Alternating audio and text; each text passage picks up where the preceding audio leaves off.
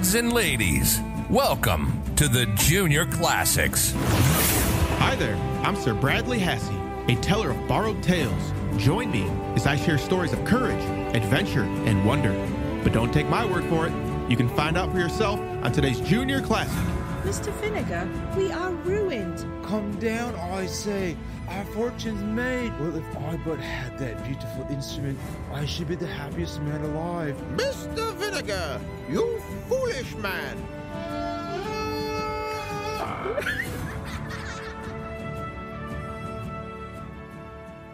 Welcome back, Junior Scholars. My name is Sir Bradley, guardian of the written word and your guide through the Junior Classics. Our mission is to safeguard the wisdom in the classics and inspire children with a love of good reading and a real and lasting interest in Western literature, history, and scholarship. If this is your first time listening, thank you for joining us, and a very special thank you to all my loyal listeners who tune in each and every episode. Thank you very much. Well, I have a special announcement today.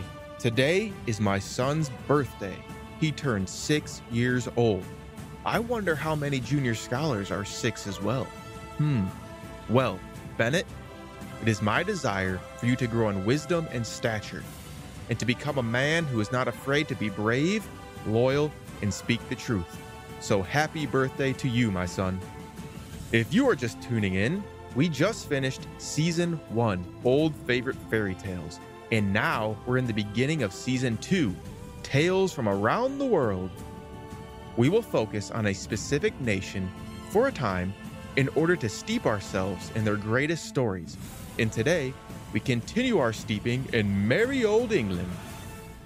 I'm willing to bet most of you have not heard today's tale, called Mr. Vinegar by Joseph Jacobs. So what makes this tale English? Most of the stories we will read pertaining to England were collected by Joseph Jacobs, who we first heard about in Season 1. Jacobs knew there were many folk tales and fables that the English people possessed, but up until that time, almost none of them were recorded on paper to be saved and cherished for future Englishmen. So he went out and collected and recorded as many as he could find from Englishmen at home and abroad. The tales, according to Jacobs, were meant to be read aloud and not merely to be taken in by the eye. Well, I think Mr. Jacobs will be quite proud of our Junior Classics mission, and delighted that you, dear listener, are being delighted with his collection almost 130 years later. But before we get to the story, Lost and found words! Listen carefully to the meaning of these words and try and spot them during the story. Our first word today is pound. That is a basic money unit in England, equal to 100 pence. Now, what is a pence? Oh, well, that's our second word. You know what a penny is? The smallest denomination of money in many English-speaking countries. A pence is a plural of penny, meaning many pennies. In this story, Mr. Vinegar thinks about pocketing pence, which would be the same as saying pocketing multiple coins or many pennies. Our third word is guineas, the first English gold coin that was made by machine. It was 1/4 ounce of gold. The name came from the Guinea region in West Africa, where much of the gold used to make the coins originated. Your mission this week, Junior Scholars, is to find the Guinea region in West Africa on a map. Happy hunting.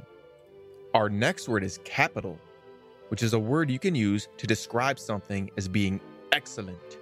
Mr. Vinegar finds a capital pair of gloves, and he must have these excellent gloves for himself. And our last word is cudgeling. A cudgel is a stick or a club that can be used as a weapon. So a cudgeling is a beating with a stick or a club. Now, on to the show.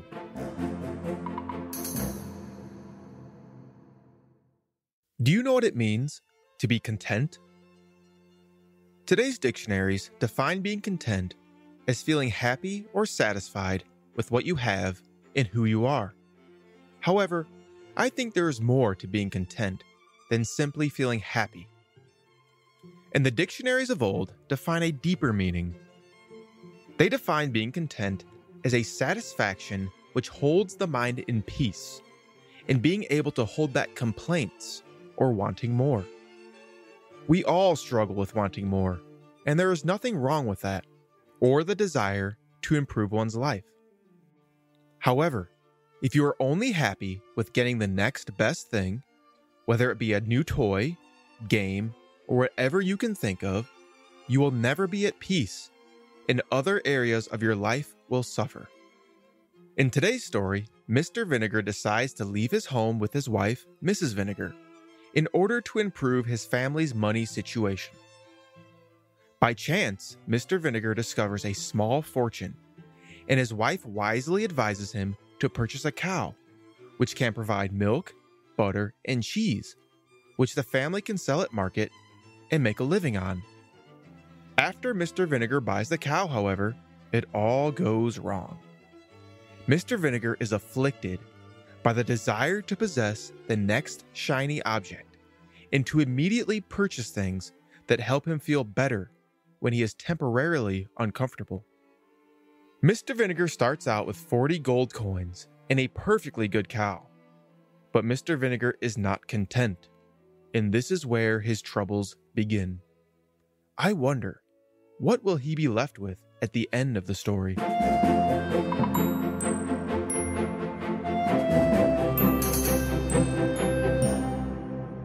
Mr. Vinegar by Joseph Jacobs.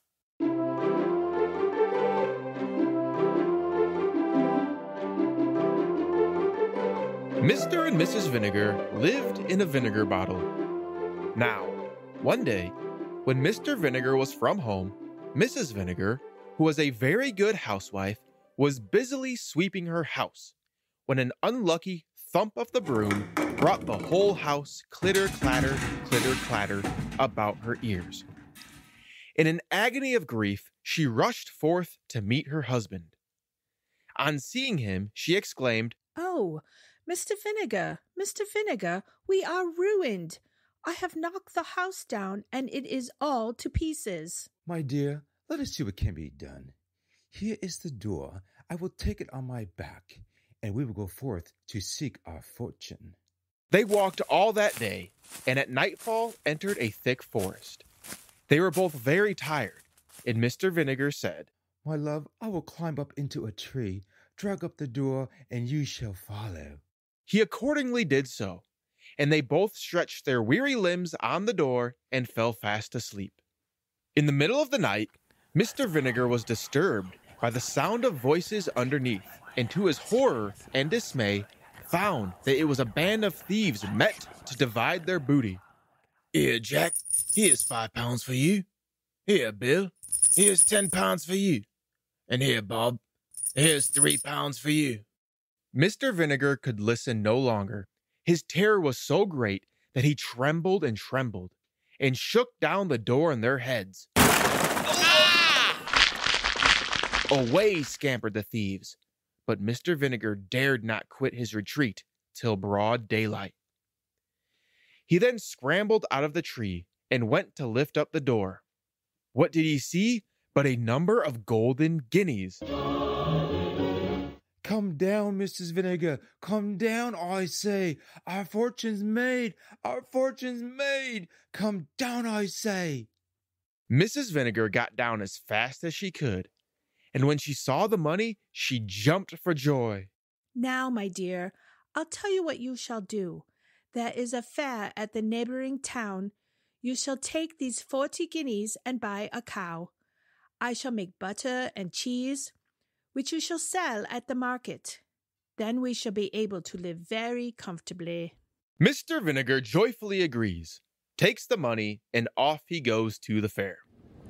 When he arrived, he walked up and down, and at length saw a beautiful red cow.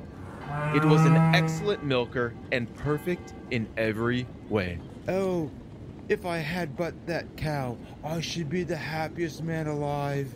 So he offers the 40 guineas for the cow, and the owner said that, as he was a friend, he'd oblige him. So the bargain was made, and he got the cow, and he drove it backwards and forwards to show it. By and by, he saw a man playing the bagpipes.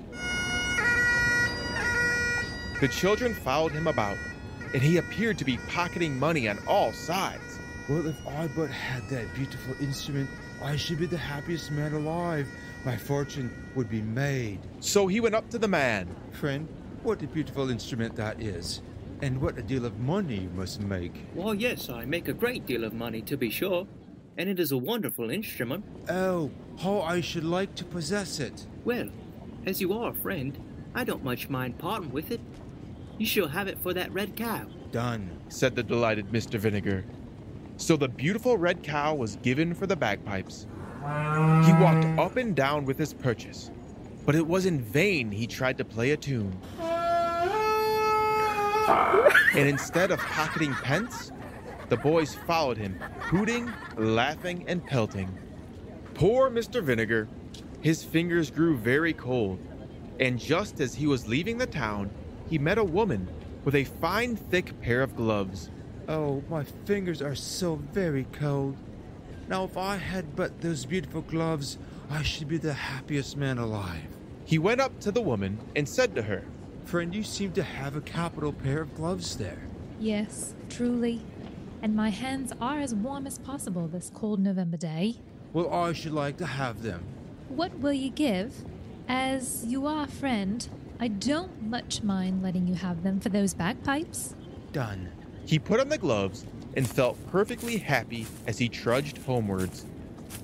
At last he grew very tired, and when he saw a man coming towards him with a good stout stick in his hand. Oh, that I had but that stick. I should then be the happiest man alive.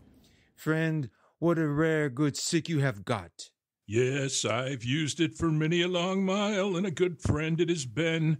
But if you have a fancy for it as you're a friend, I don't mind giving it to you for that pair of gloves. Mr. Vinegar's hands were so warm and his legs so tired that he gladly made the exchange. As he drew near to the wood where he had left his wife, he heard a parrot on a tree calling out his name. Mr. Vinegar, you foolish man, you blockhead, you simpleton! You went to the fair and laid out all your money in buying a cow. Not content with that, you changed it for bagpipes, on which you could not play, and which were not worth 1/10 of the money. You fool! You had no sooner got the bagpipes than you changed them for the gloves, which were not worth 1/4 of the money. And when you had got the gloves, you changed them for a poor, miserable stick. And now, for your 40 guineas, cow, bagpipes, and gloves, you have nothing to show but that poor, miserable stick, which you might have cut in any hedge. Oh, squawk, squawk! On this the bird laughed and laughed, and Mr. Vinegar, falling into a violent rage, threw the stick at its head. The stick lodged in the tree, and he returned to his wife without money, cow, bagpipes, gloves, or stick, and she instantly gave him such a sound cudgeling that she almost broke every bone in his skin. The end.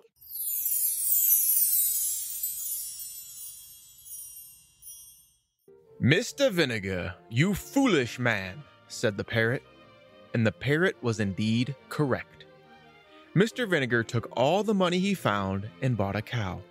A wise move, since the family plan was to sell the milk, butter, and cheese the cow helped produce at market. This could have sustained the family for a long time, but Mr. Vinegar was not content with that. He saw a man making a good deal of money playing the bagpipes, and perhaps Mr. Vinegar saw this as an easier way to work for money. The only problem is Mr. Vinegar could not play the instrument, and no sooner had he bought the bagpipes than he traded them for some gloves because his hands were cold, and then quickly traded his gloves for a common walking stick because his legs were tired. In the end, foolish Mr. Vinegar was left with nothing.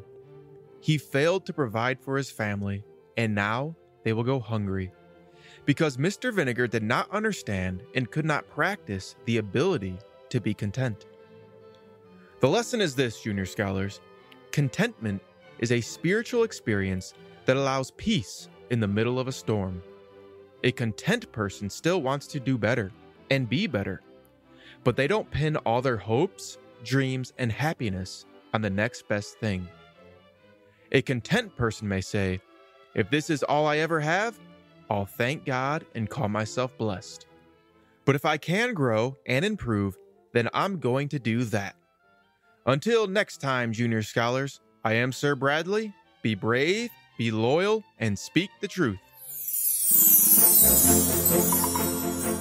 Now for you parents out there, I want you to understand why we are doing this, what we are trying to achieve, and how you can help us.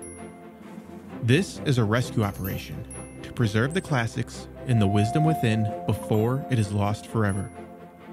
Our goal is to inspire children with a love of good reading by safeguarding and breathing new life into the greatest stories in history, and empower you, the parents, with a resource you can trust to enrich your child's mind and spirit. We don't want these stories and the wisdom within to be forgotten, so our children don't have to learn these lessons on their own.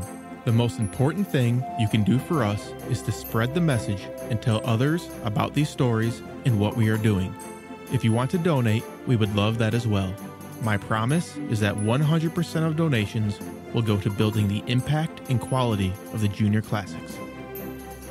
If you have feedback and thoughts on how we can do things better, please send an email to juniorclassicspodcast@gmail.com. Thanks for listening to the Junior Classics.